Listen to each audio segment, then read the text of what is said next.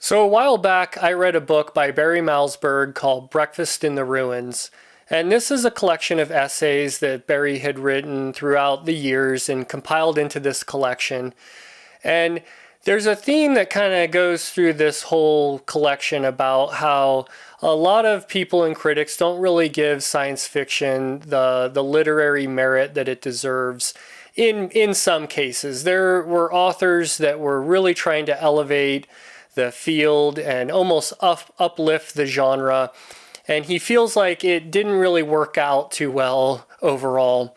That's kind of one of his theses in this collection. But he also later on talks about short stories, and he talks about how important they were for authors. You know, a lot of authors got their start writing short stories for the pulp magazines and later went on to write novels. And he also gives some examples of modern classics that we know about that started off as short stories, like A Canticle for Leibowitz by Walter M. Miller Jr., Flowers for Algernon by Daniel Keyes, and More Than Human by Theodore Sturgeon. These were all short stories to begin with and were later expanded into novels, and there's plenty of other examples that you could go through. So later on in this collection, he puts together a list of 10 short stories that he thinks are very important for the genre, and he grades these based on their literary excellence. Now, he doesn't really rank them in any specific order, and of course, he probably hasn't read everything. So this is just a list that he put together, and these are the stories just alphabetized by title.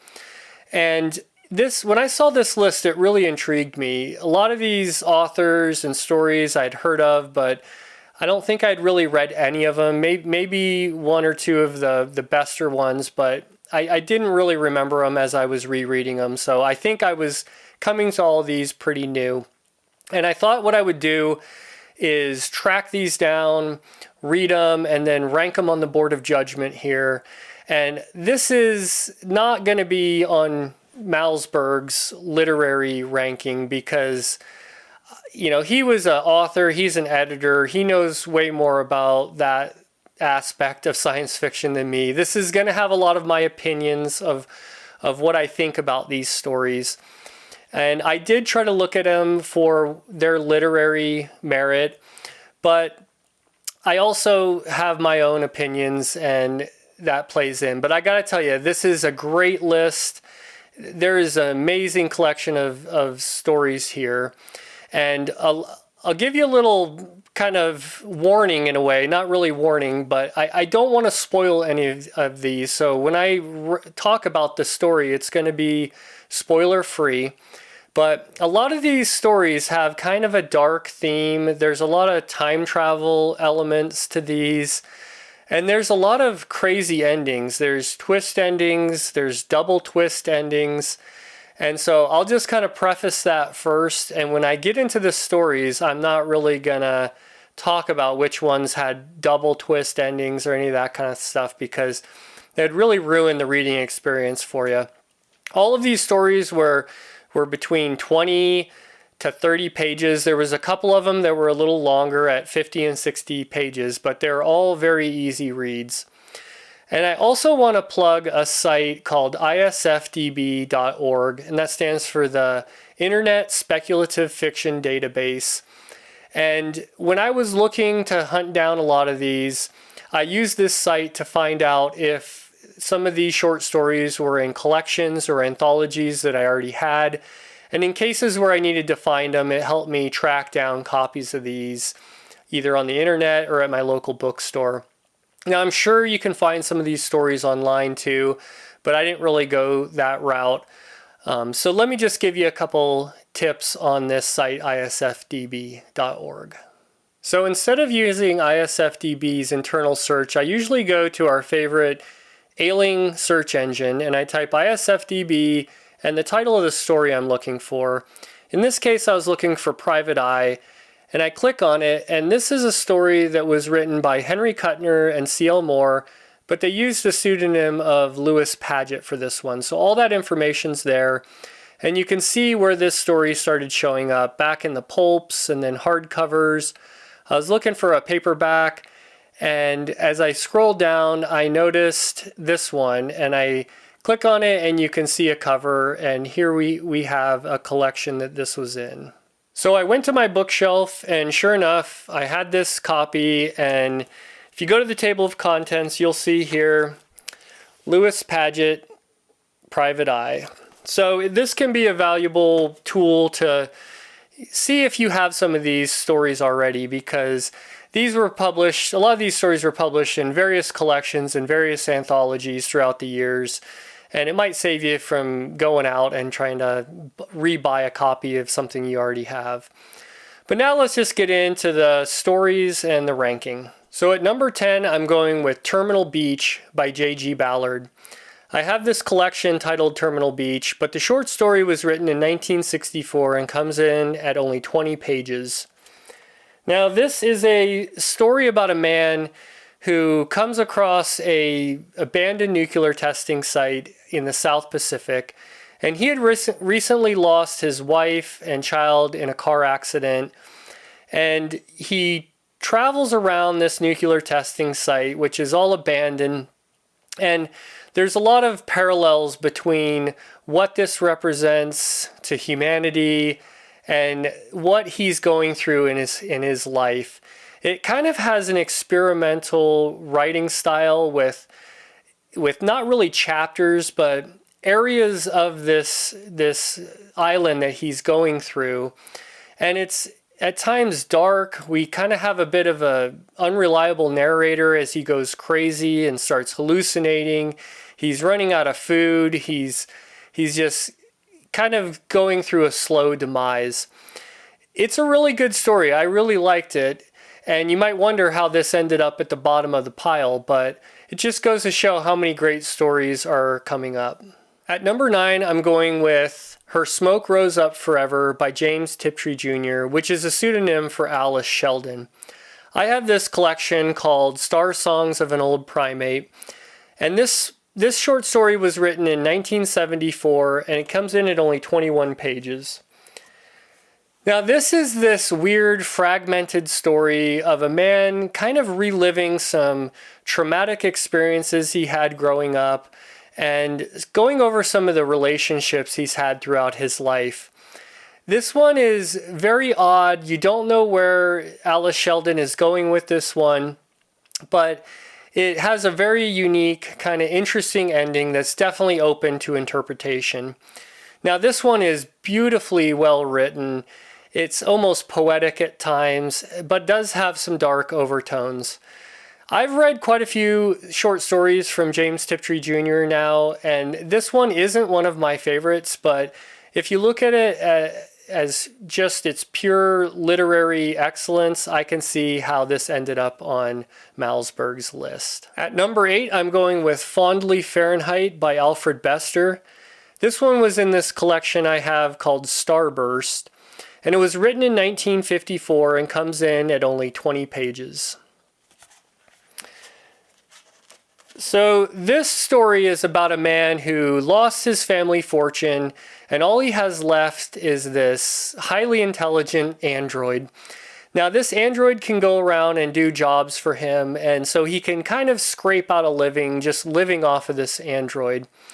But as you get into the story, some things start going wrong with this android. Now, if you can think of this as kind of Bester's version of an Asimov robot story with the 3 laws of robotics. Now, Bester doesn't use the exact 3 laws of robotics, but there's definitely some programming that is going haywire here, making this android do things that he isn't programmed to do. And while I loved the story and the ending of this one, what's really impressive is the narrative style. You'll notice it right away. There's some weird things going on with the point of view, flipping from first person to third person, but it has to do with the story and it's tied in really well, and it's kind of what makes this one stand out to me. So at number 7, we have another one from Alfred Bester called The Men Who Murdered Mohammed. And that one was in a collection I had called The Dark Side of the Earth. It was published in 1958, and it's the shortest of the bunch at only 14 pages long. So this one is kind of weird in the beginning. We have the narrator just talking about these scientists and throwing out theories and equations, and we're not really sure where Bester was going with this one. But pretty quick, we get into the story, and we find out our narrator found out his wife was cheating on him. And so he invents this time machine so he can go back in time, and he wants to murder her parents or her grandparents so that he can kind of erase her from history. Now he comes back to the present day and nothing has changed, and this really perplexes him. So he starts experimenting, going back into different periods of time and doing different things, trying to erase her from history, and nothing seems to work. So to me, this short story was almost the essence of Alfred Bester. It was fast-paced, full of ideas, it had a crazy ending, and he handled the time paradoxes in a really unique way. At number 6, we have Sundance by Robert Silverberg, and this one was in a collection I had called The Best of Robert Silverberg. It was written in 1969, and it's 20 pages long. So this story is about a group who was sent out to a planet to prepare it for a bunch of human colonizers. And the planet is very Earth-like, but there's these creatures that seem to be sort of invasive called eaters. And our group is sent to kind of eradicate these things, and they're doing it by the thousands. There was some research done, and they don't think that these eaters are intelligent or sentient in any ways. But some of our characters start thinking otherwise.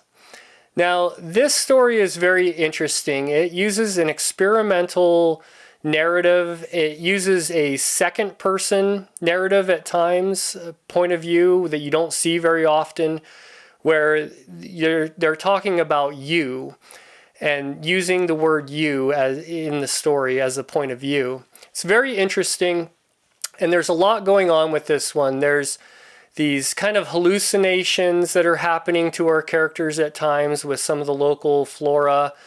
There's the ability to memory edit these humans, so that plays into this as well, and you get a definite unreliable narrator. This one was really dissecting some issues of its time because it has a lot of themes about war and colonization. It was really well written, and I really love this one. At number 5 is Vintage Season by C.L. Moore, and I had this one in a collection called The Best of C.L. Moore.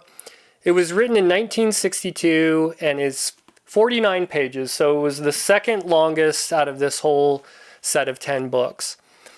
This one I can't talk a lot about, but there's a guy who is renting his house out to some kind of interesting tourists, and as he already kind of signed a contract for them to rent the house out for the month, he gets an offer from some other tourists that wanted to buy the house from him. And our main character, his girlfriend, is really pressuring him to get these people out of the house so that they can sell it and make a bunch of money. And this seems to be happening all over this town, and no one really knows why. Their property values are soaring, and you got all these kind of interesting tourists coming into town. You start to realize that the location of this house plays more into these tourists wanting it than anything else, and that's about where I'll leave it. This one had a nice long setup, but it was beautifully well written by C.L. Moore, and the ending was just mind-blowing. At number 4 is Anachron by Damon Knight, and this one was in a collection I had called The Best of Damon Knight. It was written in 1954 and comes in at 21 pages. Now, this story is about two brothers. One is an inventor and one is a collector. And pretty early on, the inventor invents this thing called a time sphere. And it's this bubble that has to be next to the machine, and you can peer through it into the same area that you're in. You can't cross space, but you can cross time through this bubble. And he has this rheostat on there so he can go forward and backward in time and look through this window and see what the world would look like in this exact view that he's currently looking at. Now, this is another one that handles the time paradox in a really interesting way. I thought it was done really well. And as the story progresses, you get to see the true nature of these two brothers. When I initially read this the first time, it left me scratching my head a little bit, so I went back and read it again, and I'm really glad I did because it made a lot more sense, and I really love this one, and that's what put it up so high on the list. Now, for these last three books, you could almost put them in any order. I love them all almost equally as much, but I ended up kind of coming up with this order of them, but they were all just fantastic. Some of the best short stories I've ever read. So at number 3, I went with Particle Theory by Edward Bryant. And this was in a collection I had called Particle Theory. It was published in 1977 and is 23 pages long. Now, this is a story about a man who finds out he has prostate cancer. He's also kind of reminiscing through his past about relationships he's had. And he also is friends with someone who works at an observatory, and he kind of has an inside connection with her.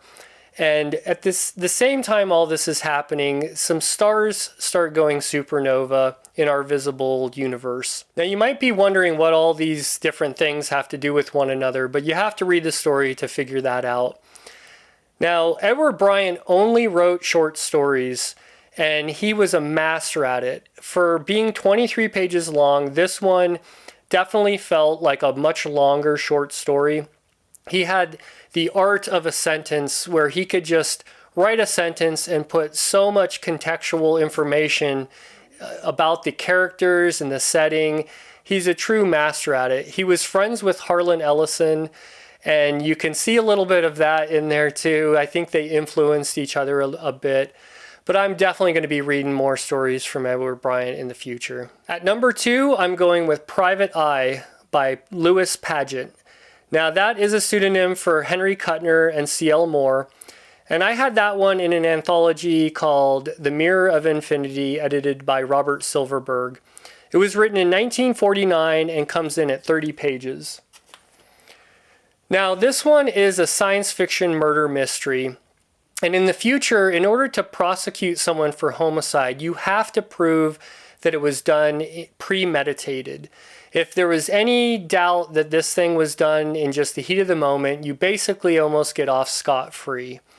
There's also this device called the eye, and investigators and sociologists use the eye to look back up to 50 years. They cannot go past 50 years. But they can go move this thing around anywhere on the planet and see events as they're unfolding, but they can't hear anything. So that kind of sets up the framework for this one. And when we get into the story, we have a main character who he loses his girlfriend to a friend of his, and then later that friend kind of humiliates him as well, which kind of adds insult to injury. And our main character decides he wants to kill this person. But he knows this eye in the future is going to be watching his every move. So he goes about fabricating this whole plot to kill this guy, knowing the eye is always watching him. This one was just masterfully written, and the ending was just out of this world. It was so good. I was really having trouble whether this one was going to be number 1 or number 2. But in the end, I went with number 2. And at number 1, I'm going with E for Effort by T.L. Sherred. That one was in this collection I had called First Person Peculiar. It was written in 1947, and it's the longest of the bunch at 60 pages. That book can be a little hard to find, but it was also published in the Science Fiction Hall of Fame, Volume 2B, so you might find it there as well. Now, this one's narrative structure was really interesting. It's basically our main character telling this story through correspondence to some unknown other person. And in the beginning, he's talking about waiting for a bus, and he saw somebody showing these short films, and he went and watched one, and he was amazed by the quality of it.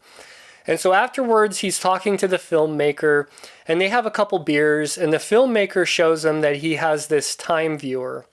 And with this time viewer, he can go back throughout history and record pieces of history at any time he wants, but he doesn't get any audio. So our main character forms a partnership with this filmmaker, and at first they use it just to blackmail some people to get some money, and once they have enough capital, they rent this building out and they start making these really elaborate films based in like the Roman times, and they make a script, they go back through time using the time viewer, and they piece together these films. Then they take it to Hollywood and they show it to some executives, and these executives are completely wowed by this whole concept, and it's still silent, so they needed to hire some voice actors to come in and do some dialogue on top of these films. But they instantly become a sensation worldwide. They do a bunch of these films and gain all kinds of notoriety until they decide to do their final masterpiece. Now this one is crazy. You have to read it. It's quite a long setup. I had no idea where he was going with this, but man, the payoff was so good.